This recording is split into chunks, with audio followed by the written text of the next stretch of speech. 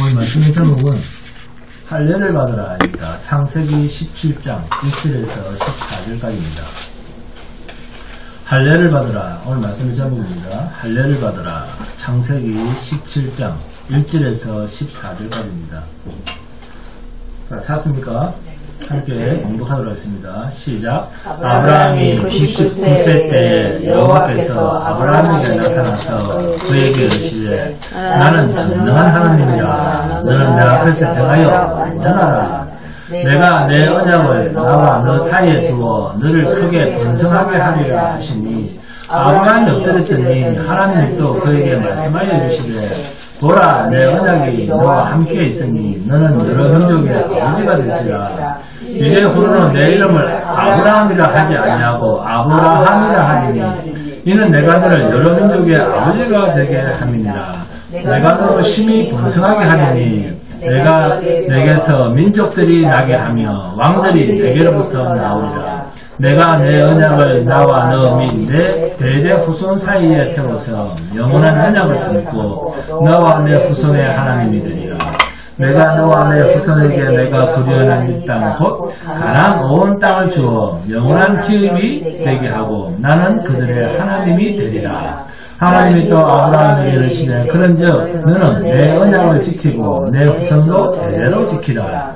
너희 중 남자는 다 할례를 받으라. 이것이 나와 너희와 너희 후손 사이에 지킬 내 언약입니다. 너희는 포피를 베어라. 이것이 나와 너희 사이의 언약의 표현이니라.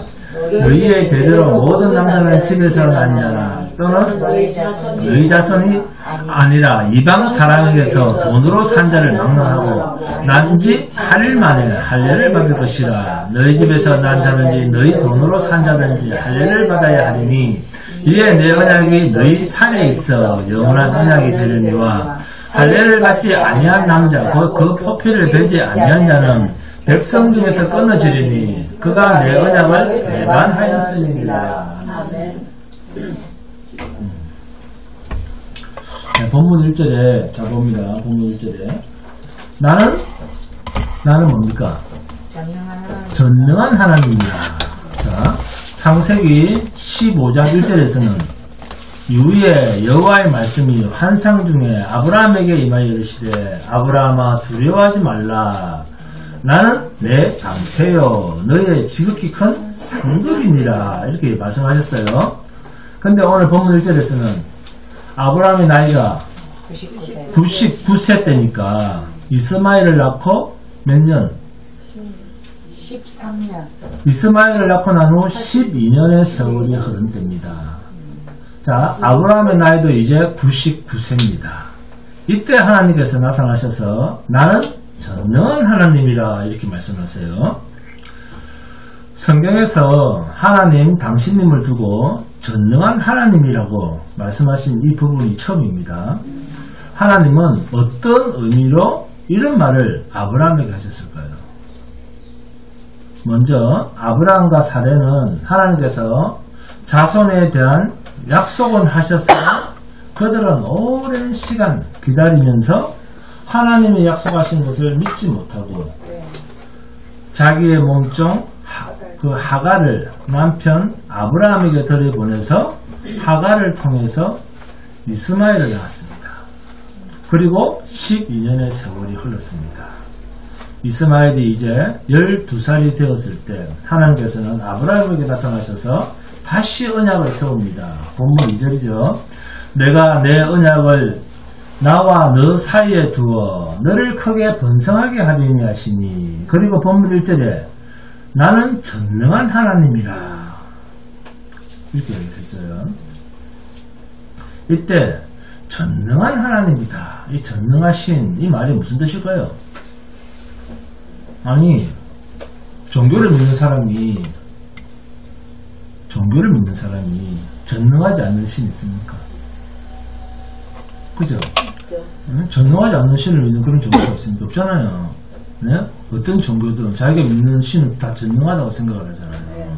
네? 자, 어떤 종교든 전능하지 않는 신을 섬기는 그런 종교는 있다 없다? 없습니다. 그렇잖아요. 네? 왜? 자신이 어떤 일을 해결할 수 없을 때 내가 해결하지 못하는 어떠한 일을 해결해 줄 수 있는 그러한 신을 찾는 것이 이 땅에 있는 모든 종교가 가지고 있는 신을 찾는 사람들의 종교심 아닙니까? 네? 그러니까 인간의 힘으로는 안 되는 일을 성취시켜주는 초월적 존재인 신이 전능하지 않고서야 신의 이름값을 할 수가 없죠. 자, 이런 차원에서 하나님이 아브라함에게 야 이놈아 내가 약속을 해주는데도 불구하고 네가 내가 약속을 이루지 못할 것 같아서 네 힘으로 애를 만들었냐? 이제 뭐든지 한번 말해봐. 내가 다 들어줄게. 나는 전능한 하나님이야. 네가 요구하는 것은 다 들어줄 수 있는 그런 신이야. 이런 뜻으로 나는 전능한 하나님이다. 이렇게 말씀하셨을까요? 근데 우리 그렇게 생각하지. 그죠? 근데 우리는 그렇게 생각한다는 거예요. 우리가 믿는 신을 그렇게 생각한다는 거지. 하나님을. 내가 요구하면 다 들어주는 하나님. 이렇게 생각을 한다는 거예요. 여러분, 자, 본문 1절을 잘 보세요. 나는 전능한 하나님이라. 자, 한 문장 끝났어요. 그런데 그 다음 문장이 또 나옵니다. 너는 내 앞에서 행하여 완전하라. 그럽니다. 너는 내 앞에서 행하여 뭐하라? 완전하라. 그럽니다. 이게 서로 말이 됩니까? 이 말이 됩니까? 안 됩니까? 그렇죠. 인간이 완전할 수가 없는데. 아브라함아, 나는 전능한 하나님이야. 그까지는 좋아요. 그리고 그 뒷문장 어떻습니까? 하나님이 자신을 뭐라고 하셨어요? 전능하다 하셨잖아요. 전능하다 하셨는데 그 전능한 하나님이 하시는 말씀이 아브라함아, 너는 내 앞에서 행하여 완전하라. 이게 말이 됩니까? 이게 말이 됩니까? 안 됩니까? 말이 안 되잖아요. 근데 왜 말이 안 됩니까? 인간이 완전할 수 없어요. 그것보다는 1차적으로 생각해야 될 게 모든 일에 전능하신 하나님이면 그죠? 아브라함아, 너는 내 앞에서 행하여 완전하라. 이런 말을 할 필요가 없죠. 그렇지 않습니까? 전능한데. 원래 안 돼. 네? 내가 전능한데 네가 능력이 있든 어떤 건 무슨 상관이에요. 그렇지 않습니까? 1차적으로 생각을 하면 걱정하지 마. 내가 다 알아서 할게. 그렇게 얘기했죠. 왜? 나는 전능하니까. 이렇게 되잖아요. 이게 맞는 말이잖아요. 우리가 글을 읽을 때, 네? 내가 다 알아서 할게. 그래야죠. 어떻게 내 앞에서 행하여 완전하라. 그런 말을 전능하신 자가 할 수가 있습니까? 인간이 하나님에 대해서 전능하신 하나님이라. 주님, 하나님은 전능하신 하나님입니다. 이렇게 말을 하는 것도 아니고, 그죠? 하나님이 인간을 향해서 나는 전능한 하나님이다. 예, 신이여, 당신은 전능하신 분입니다. 이렇게 말을 하는 것도 아니고, 하나님이 피조물인 인간에게 나는 전능한 하나님이다. 이렇게 말씀하셨다는 것입니다. 그러면, 자, 여러분, 인간이 당신은 전능하신 하나님입니다. 이렇게 말을 할 때 어떤 의미가 바탕에 깔려 있습니까? 인간이 하나님에 대해서 네, 당신은 전능하신 하나님이십니다. 이렇게 말을 할 때는 어떤 의도가 그 밑에 깔려 있어요? 제발 내 소원하는 것 좀 다 들어주세요 라는 마음을 깔고 그런 말을 한다는 겁니다. 근데 이번에는 반대로 나는 전능한 하나님이야 라는 말씀을 하나님이 하실 때는 어떤 의미가 깔려 있을까요? 너희들의 요구를 들어주는데 내가 전능하다 그런 말일까요?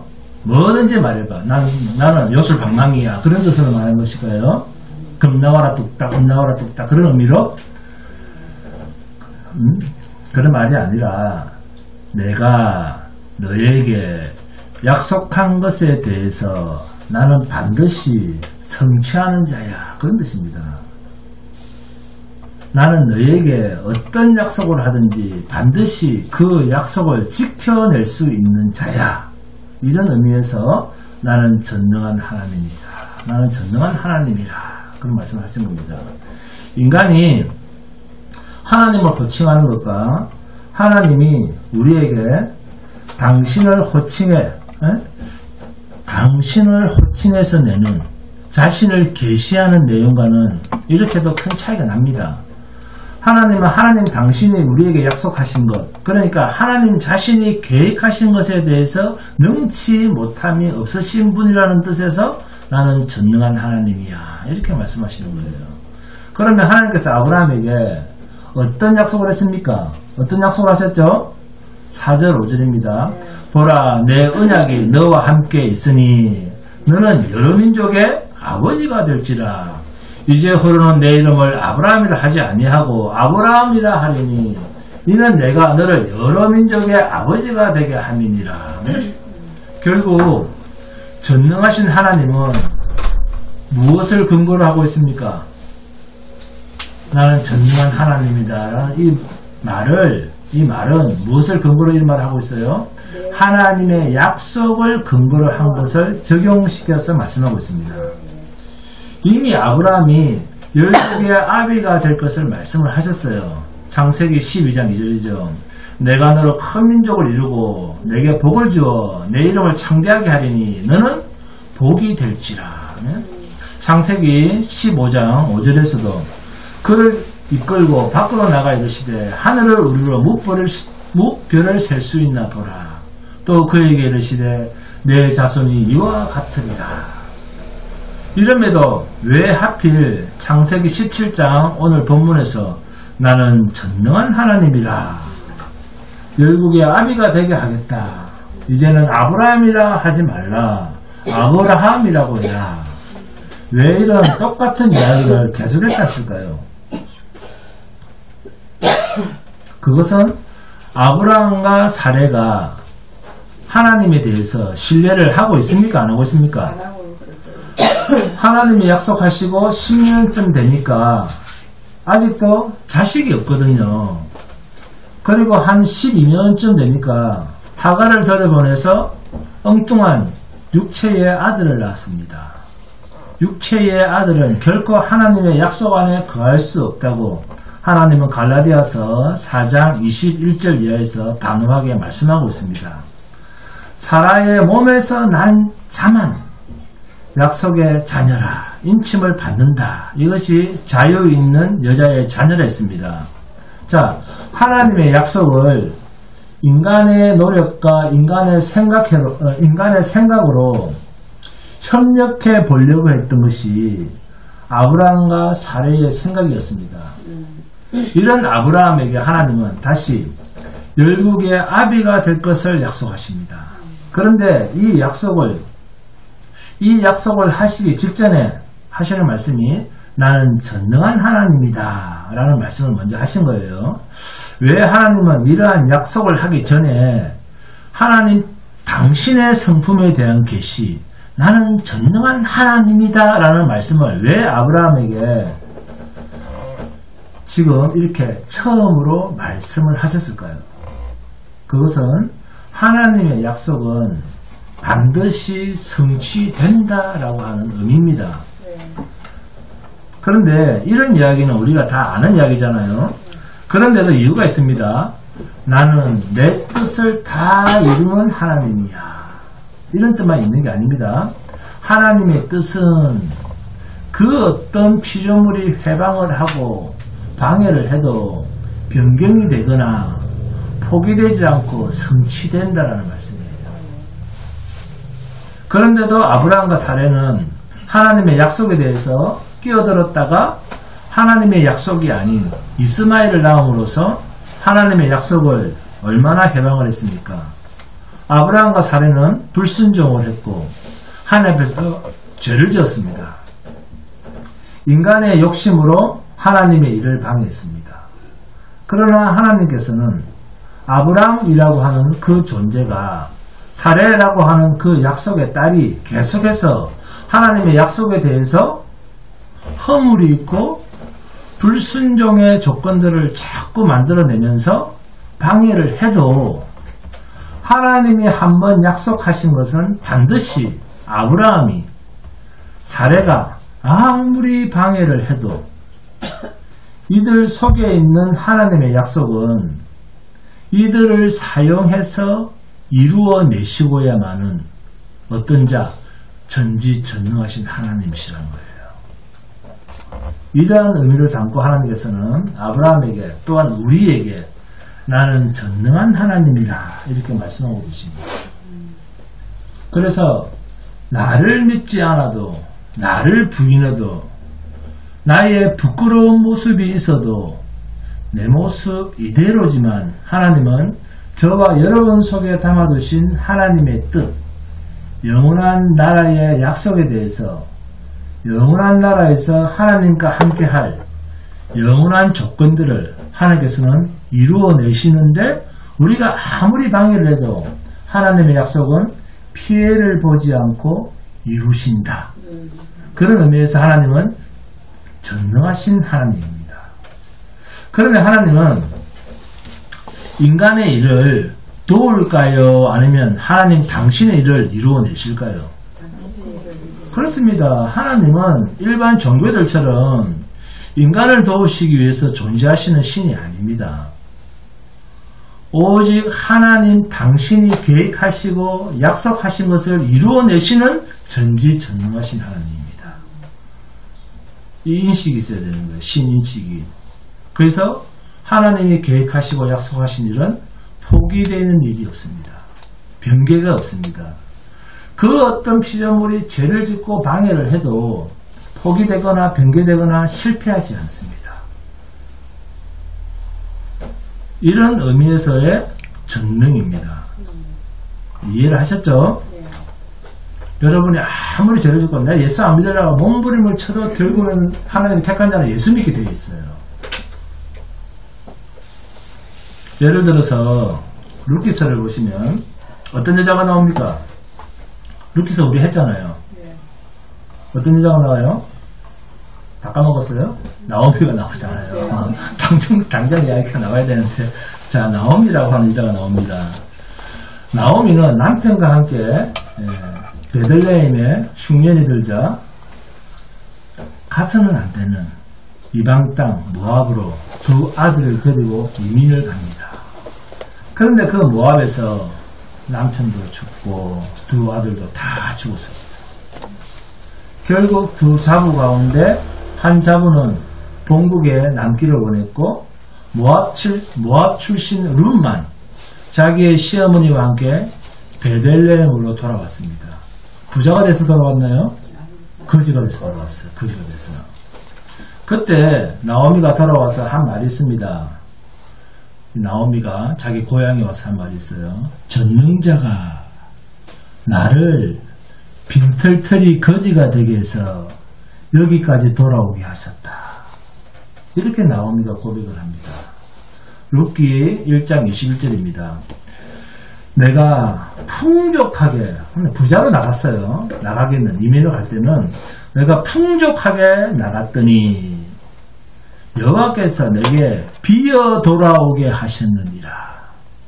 여호와께서 나를 징벌하셨고 전능자가 나를 괴롭게 하셨거늘 너희가 어찌 나를 나오미라 부르느냐 하니라. 하나님의 호칭이죠. 네? 하나님의 호칭이 뭡니까?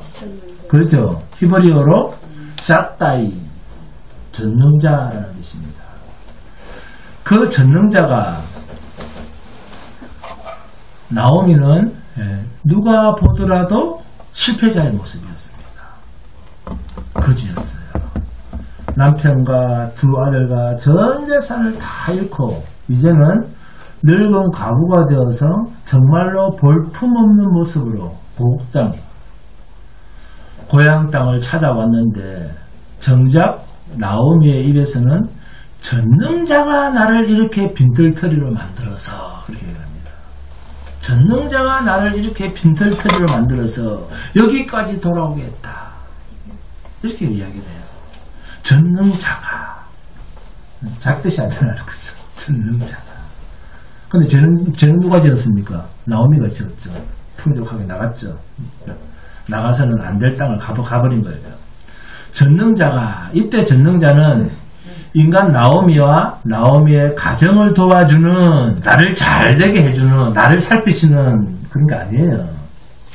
그런 하나님이 아니라 하나님께서 약속하신 것을 믿지 못하고 있는 자신을, 나오미를 어떻게 하든지 죽기까지 나를 빈털터리로 낮춰서라도, 빈털터리가 되게 해서라도 하나님의 약속은, 하나님의 그 약속의 땅으로 돌아오도록 하는 이러한 의미에서의 뭐다? 능력자, 전능자랍니다.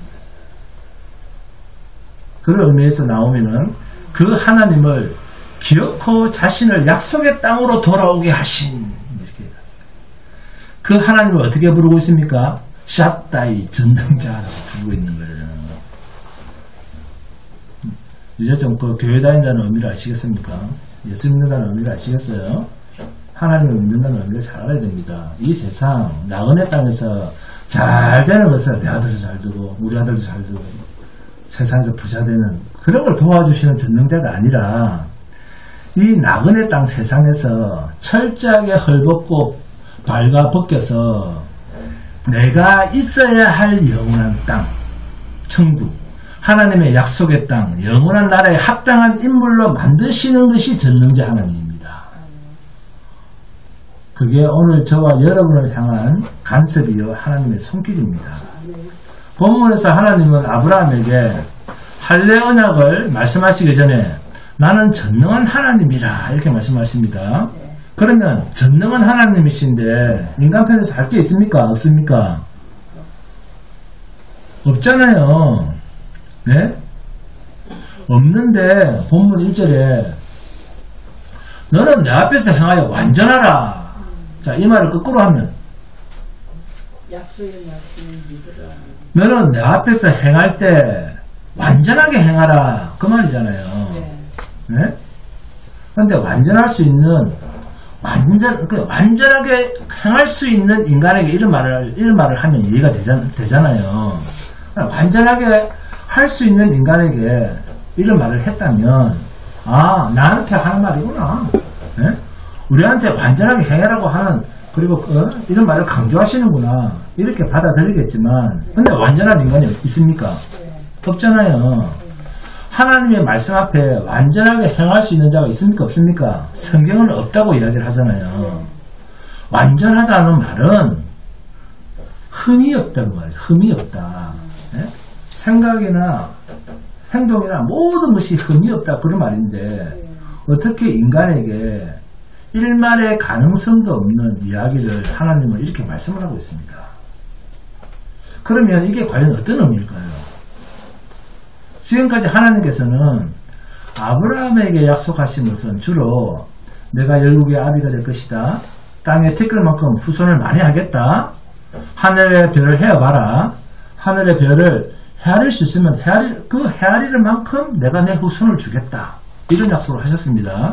그런데 이 모든 약속들은 하나님께서 전능하신 분으로서 다 이루신다 했습니다.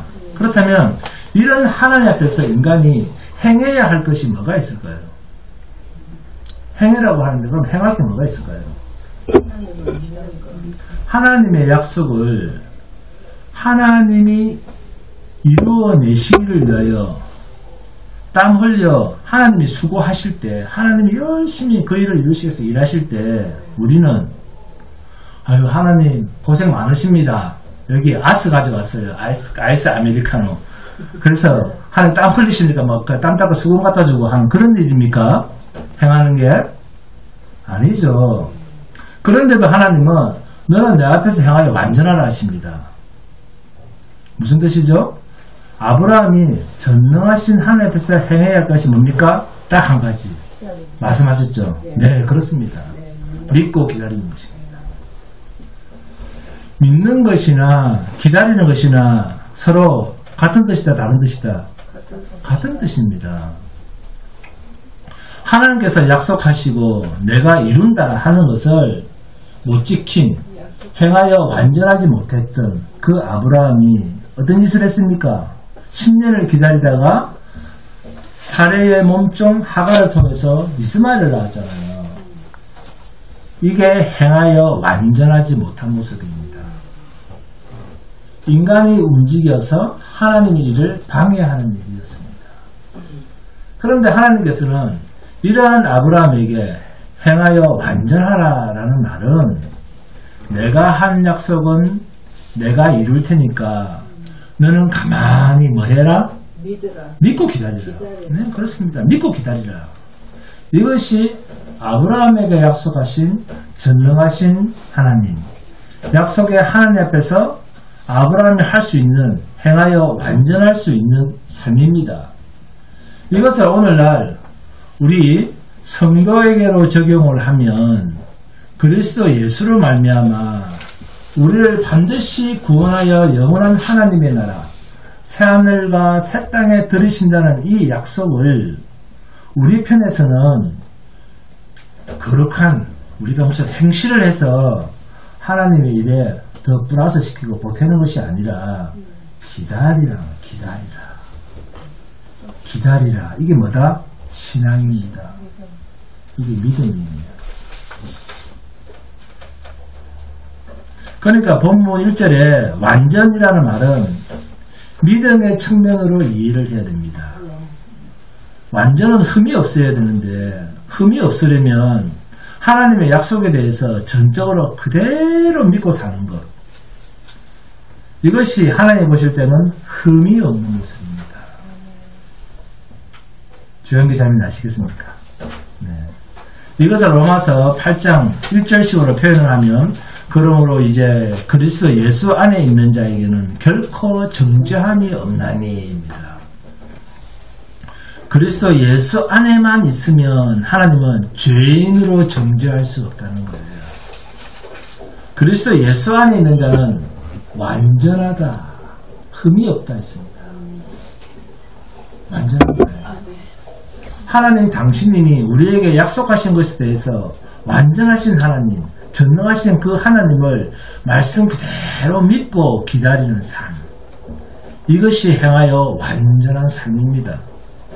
그래서 그 다음 구절인 본문 2절을 봅니다. 내가 내 언약을 나와 너 사이에 두어 너를 크게 번성하게 하리라 하시니. 그리고 본문 5절입니다.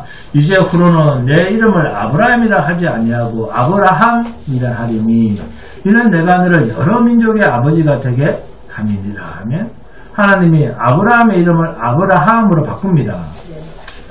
아브라함이라고 하는 말은 많은 무리의 아버지, 열국의 아버지, 만민의 아비라는 뜻입니다. 하나님께서는 왜 굳이 아브라함의 이름을 바꾸실까요?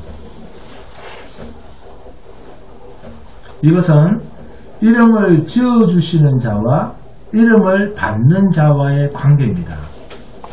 그리고 이 둘의 관계는 주종 관계입니다. 그러니까 이름을 받는 자는 이름을 지어주는 자에게 종속된다는 뜻입니다. 이런 의미에서 아브라함이라는 이름을 받은 것입니다. 자, 아브라함의 전의 이름이 뭐였습니까? 아브라함이었죠. 그 아브라함은 누가 이름을 지어줬어요? 데라. 그렇죠. 자기 아버지, 육체의 아버지 데라였습니다. 그죠? 옛날에 죽은 데라라는 자기 친아버지가 아브라함으로 지어준 이름이라고 하면 데라에게 아브라함이 예속되었다면, 아버지의 아들이죠. 육체의 친아버지. 예속되었다고 하면 이제 다시 그 이름을 아브라함으로 이름을 지어준 것은 아브라함아 이제 너는 나의 다스림을 받는다. 하나님의 다스림을 받는다는 거예요. 아브라함아 이제 너는 하나님이 나를 통해서 나의 다스림을 받는 존재가 되었다는 뜻입니다. 그러니까 앞으로 아브라함의 인생을 하나님께서 철저하게 간섭하시고 인도하실 것이라는 것이 아브라함의 이름 속에 하나님의 뜻이 담겨 있는 거예요. 이름을 새로 지어주신 이가 하나님이시다라는 말은 하나님이 앞으로의 아브라함의 인생을 적극적으로 뭐 하신다? 간섭하신다는 뜻입니다. 아브라함의 이름의 뜻이 뭔가 그게 중요한 게 아닙니다. 그런 거는 상관없이 그 이름이 아버지 데라가 지어준 이름이 아니라 하나님께서 지어주시겠다고 하는 것은 하나님께서 아브라함을 다스리고 하나님께서 아브라함의 인생을 간섭하시고 하나님께서 그 아브라함을 인도에 가시겠다는 뜻입니다. 그러면 오늘날 신자인 저와 여러분은 하나님으로부터 어떤 이름을 받았을까요?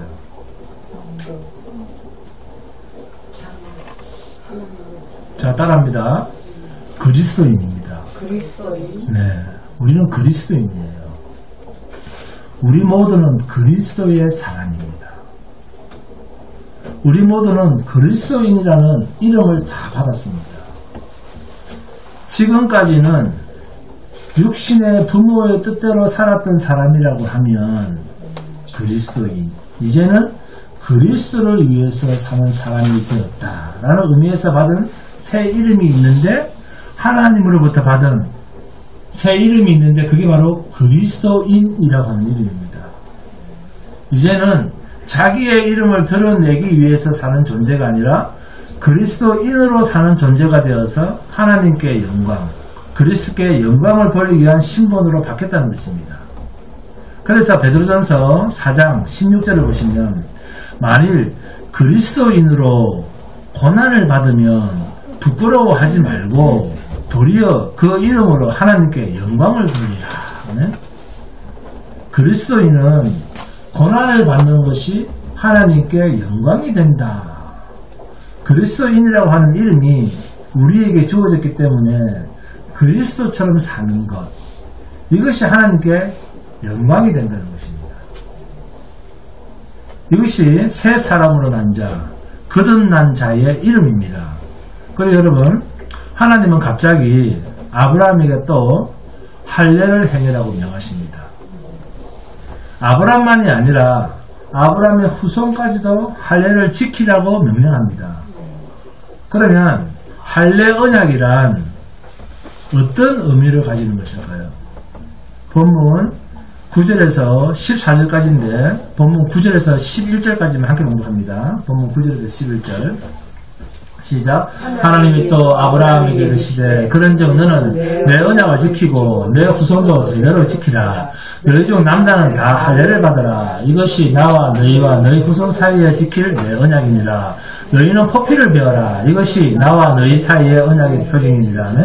하나님께서 아브라함으로 하여금 열국의 아비가 되겠다는 약속을 주신 후에 당장 그 약속을 이루시는 것이 아니라 여기에 한 가지 더 덧붙인 약속, 언약이 있는데 그게 할례 언약입니다.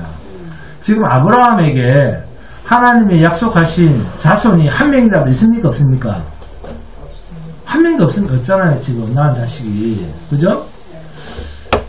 약속의 남자라고는 지금 단 한 명도 없는 상태에서, 나이가 지금 몇입니까? 이제 99세잖아요.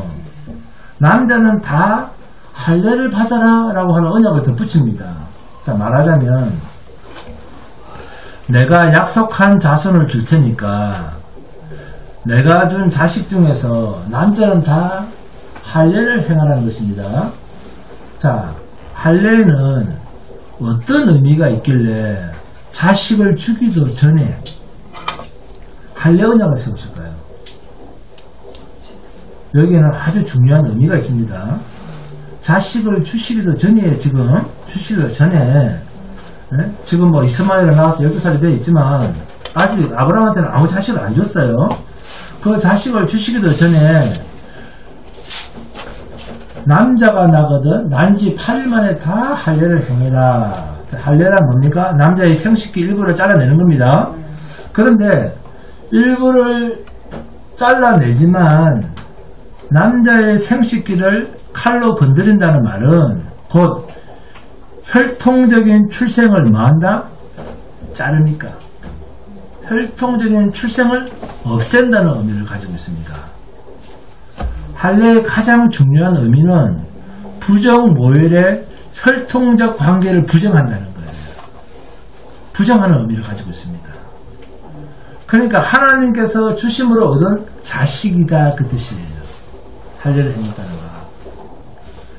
할례를 행해서 자식이 나왔다는 말은 그 자식은 하나님이 주신 자식이지 내가 낳은 자식이 아니다. 그런 뜻을 가지고 있어요. 네? 이게 할례 언약 속에 담긴 뜻입니다. 인간, 내가 낳은 내 자식이 아니라 하나님이 주셨기 때문에 낳은 자식이다. 그러니까 믿음의 자손은 하나님께서 주신 자녀라는 말입니다. 이 뜻이 할례 언약 속에 담긴 의미입니다. 약속의 자손은 사람의 뜻으로 낳은 것이 아니라 하나님의 뜻으로 낳았다. 어떤 자식? 약속의 자식입니다. 이스마엘처럼 육체의 자식이 아니에요. 약속의 자손은 하나님의 뜻으로 낳았다라는 의미를 담은 것이 할례 언약입니다. 이것이 요한복음 1장 12절 13절 말씀입니다. 자, 함께 봉독합니다. 이게 하나님의 약속의 자손, 자식, 하나님이 주신 자식이다 라고 하는 의미가 요한복음 1장 12절 13절 말씀이에요.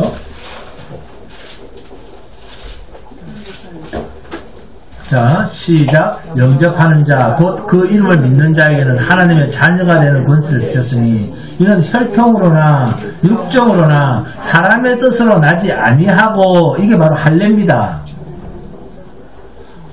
그래서 그 다음 구절이 오직 하나님께로부터 난 자들이니라. 약속의 자녀예요. 할례란 하나님 뜻으로만 나게 되어 있는 자들.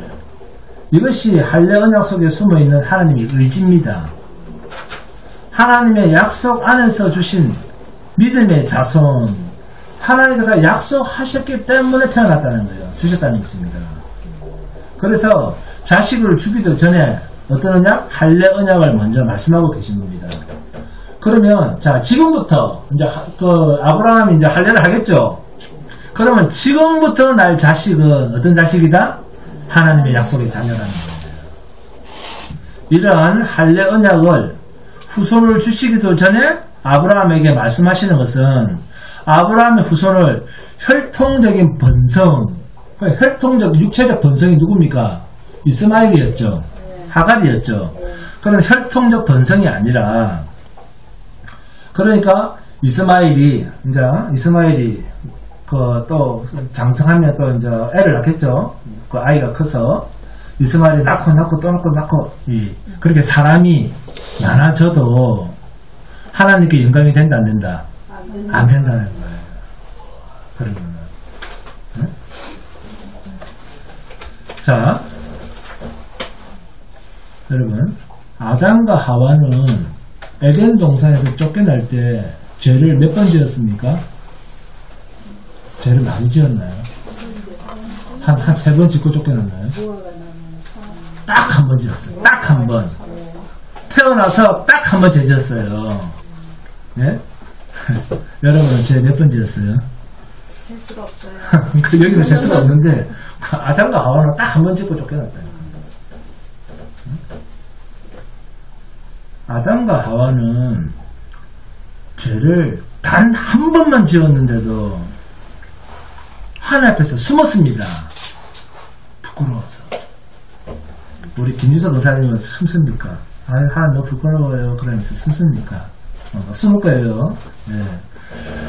그럴 때 하나님은 아담아 어디에 숨느냐? 아담이 숨을 때 죄를 많이 지어서 숨었습니까? 그럼을 알아서. 선악을 알게 하는 나무의 열매, 그것 하나 때문에 숨어서 아버지여 하는 말이 뭐랬습니까? 벌거벗어서 숨었습니다 그랬습니다. 부끄러워서 숨었습니다 그랬어요. 하나님은 다 봤는데. 자, 무슨 뜻입니까? 결국에는 이제 죄를 알았습니다 그 말입니다. 그전엔 죄를 몰랐는데 죄를 알았다는 거예요. 즉 죄를 알았다는 말은 무슨 말입니까? 죄를 지은다. 이제 하나님 앞에서 내 꼬라지를 알았습니다 그 말이에요. 내 꼬라지를 알았습니다 그 말입니다. 여러분, 죄란 뭡니까? 자기 꼬라지를 아는 것입니다. 자기 꼬라지를 아니까 죄책감을 느끼는 거예요. 우리도 하나님 앞에서 내 꼬라지를 알았기 때문에 예수 앞으로 나아가서 우리는 예수의 거룩하신 피로 깨끗함을 받고 예수 안에서 숨고 하나님께 인정받기를 원하는 그 믿음을 가지고 사는 자입니다. 우리 꼬라지는 늘 당당한 모습이다, 부끄러운 모습이다. 늘 부끄러운 모습입니다. 이것을 신자는 아는 거예요. 그래서 예수밖에는 믿을 데가 없다. 아멘. 하나님께서는 아브라함이 열국의 아비가 될 것을 말씀하시고는 할례 언약을 세우시고 지켜라 하셨습니다. 할례를 하지 않는 자는 내 백성 중에서 끊어지리라. 본문 14절입니다. 할례를 받지 아니한 남자 곧 그 포피를 베지 아니한 자는 백성 중에서 끊어지리니 그가 내 언약을 배반하였음이니라. 열국의 아비가 되리라 하셨으면 그때부터 자식을 낳고 계속 많은 자식을 주시면 되는데 왜 할례 언약까지 세워서 지키게 하십니까? 하나님은 할례를 했느냐 하지 않았느냐로 하나님의 백성인지 아닌지가 구분된다는 것입니다. 그러면 무조건 할례만 행하면 하나님의 백성이 됩니까? 그런데 이런 오해를 누가 했죠? 그러면 그 이스마엘의 자손들이 할례를 행하면 무조건 하나님의 백성이 됩니까? 이런 오해를 했다는 거예요. 누가 했습니까? 제일 먼저 유대인들이 유대인들이 이런 오해를 먼저 했어요. 그러니까 유대인들이 당당하게 하나님 앞에서 예수님 앞에서 무엇으로 자랑을 했습니까? 우리는 할례 받은 자다 그럽니다. 다시 뭐라고 합니까? 이 할례를 받지 못한 것들이 이러면 그죠? 우리는 할례 받은 자다. 그래서 예수를 믿던 유대인들도 따라다니면서 이방인 그리스도인들에게 예수 믿으려면 할례를 먼저 해야 돼. 할례해야 돼. 따라다니면서 유대인들이 계속 바울이 전하는 그 교회 돌아다니면서 그렇게 방해를 했어요. 갈라디아 교회 가서 방해하고 골로새 교회 가서 방해하고 에베소 교회 가서 빌립보 교회 가서 로마 교회 가서 그만 방해하고 계속 할례해야 된다는 거예요. 할례를.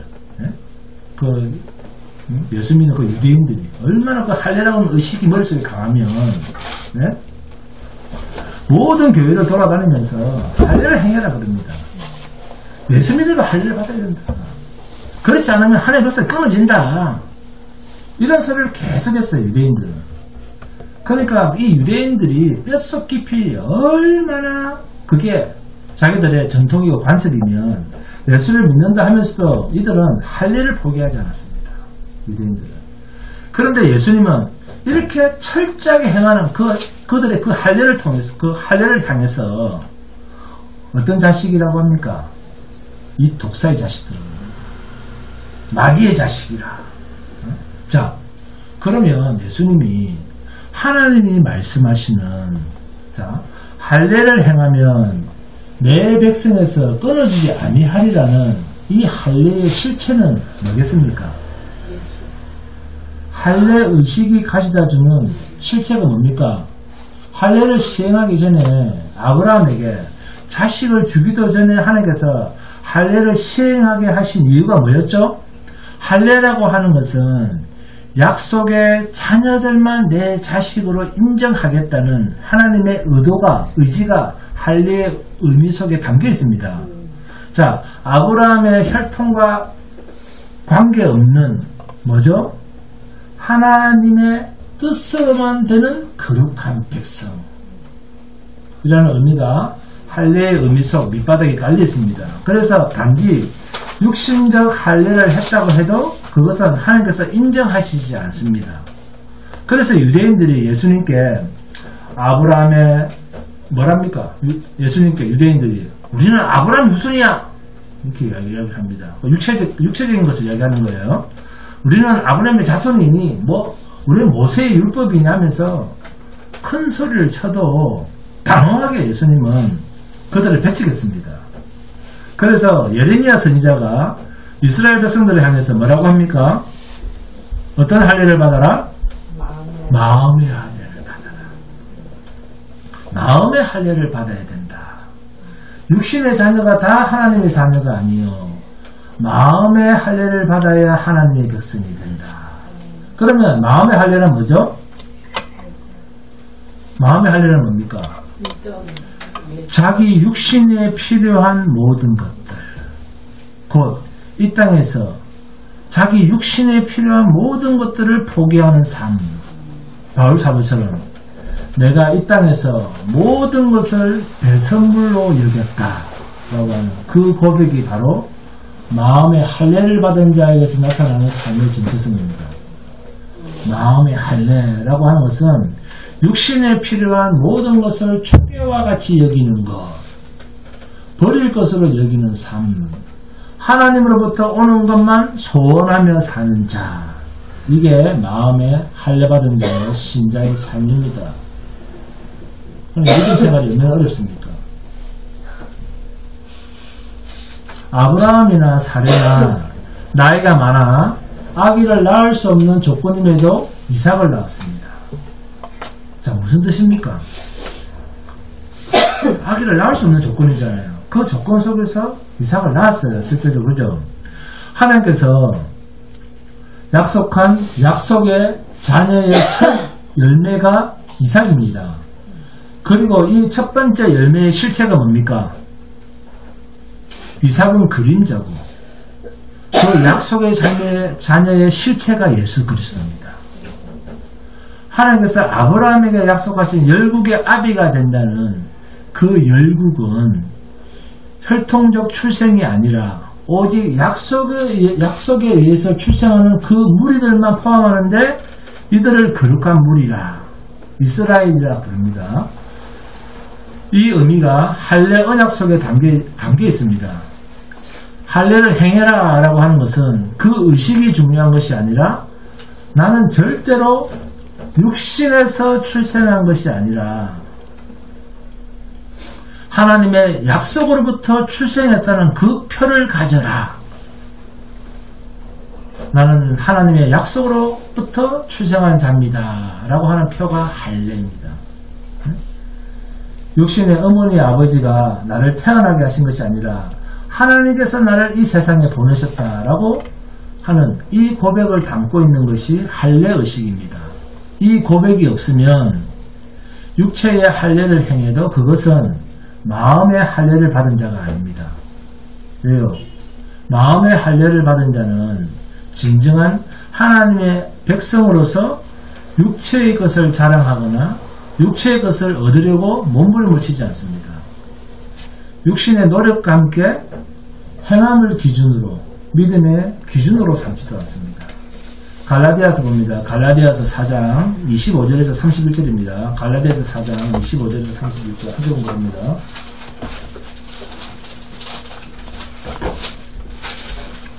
갈라디아서 4장 25절에서 31절 시작. 이 하갈은 아라비아에 있는 시내 산으로서 지금 있는 예루살렘과 같은 곳이니 그가 그 자녀들과 더불어 종로를 타고 오직 위에 있는 예루살렘은 자유자니 곧 우리 어머니라.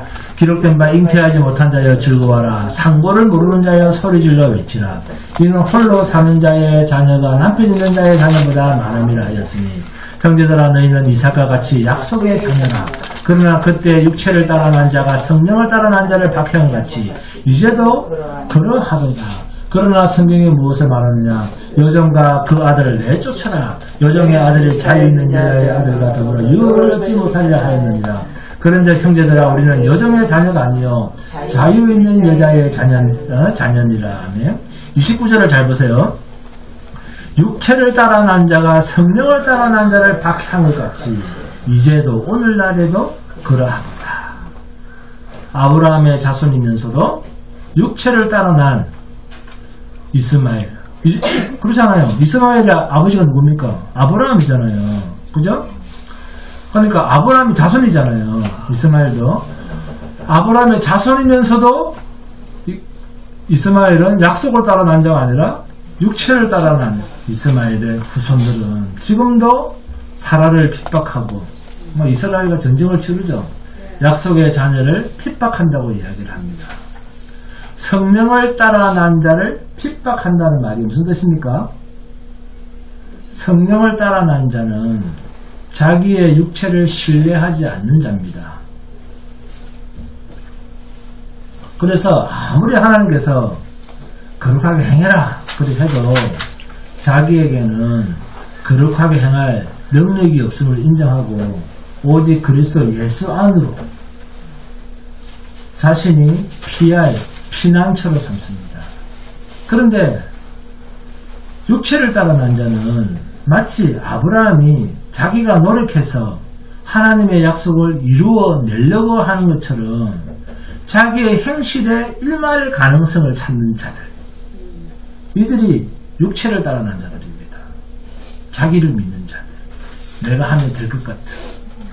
이들은 오늘날에도 믿음으로 하나님의 약속이 성취되기를 기다리는 오늘 저와 여러분들을 자기의 육체로 거룩한 행실을 하려고 하는 자들이 철저하게 조롱하고 니가 그렇게 살아가지고 천국 가겠나?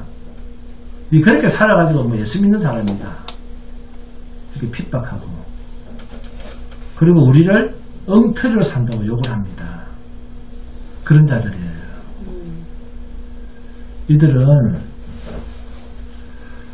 할례 언약을 육체에 담았고 우리는 마음에 담고 사는 자들입니다. 이런 우리에게 행함이 있다고 하면 그것은 믿음에서 보여주는 자연스러운 열매지 행함으로 믿음을 드러내는 자가 아닙니다. 이것을 오해하지 말고 하나님의 성령께서 우리 안에서 새 일을 시작하시는 일에 자신의 인생을 전부 맡기고 믿음으로 잘 인내하고 기다리는 복된 성도가 되시기를 주님의 이름으로 축원합니다.